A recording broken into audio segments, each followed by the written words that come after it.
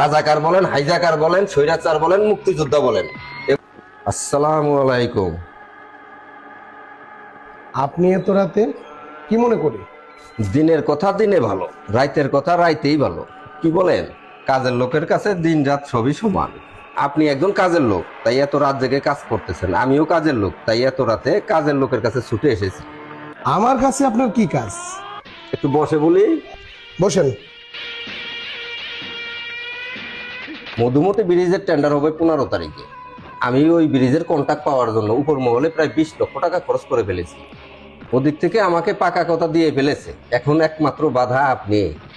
আমার ওই arms cadre সম্পর্কে আপনার তো একটু ধারণা আছে মোটামুটি, নাকি? কি বলতে চান আপনি? শুনেছি আপনিও টেন্ডার জমা দিবেন। অবশ্যই দেব।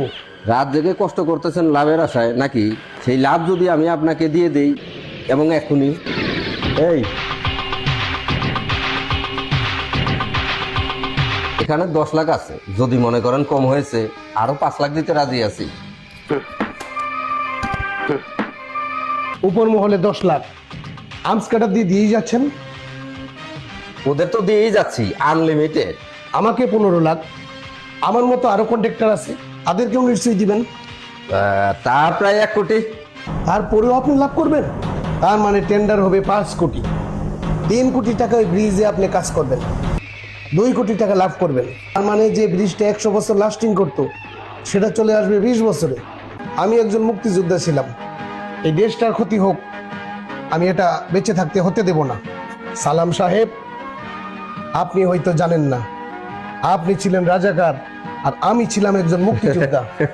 শুনুন না আন্টু সাহেব, রাজাকার বলেন, হাইজাকার বলেন, স্বৈরাচার বলেন, মুক্তিযোদ্ধা বলেন, এগুলো কিন্তু দিনের আলোতে বিভিন্ন মঞ্চে দাঁড়িয়ে জনগণকে ধোঁকা দেওয়ার জন্য বিভিন্ন নেতা নেত্রীরা বলে বেড়ায় যার যার স্বার্থে। কিন্তু রাতের অন্ধকারে সব এক, ঠোকাঠুকিও চলে, নিজেদের ভাগাভাগি নিয়ে ব্যস্ত। এক সময় তো অস্ত্র হাতে যুদ্ধ করেছিলেন, কোনো কাজে আসে নাই, নাকি? এখনো সময় আছে, লাইনে আছে। সালাম সাহেব, এই দেশটাকে আমি আজও ভালোবাসি, আবারও দেশের প্রয়োজনে অস্ত্র হাতে তুলে নিব। আপনি এখন আসতে পারেন।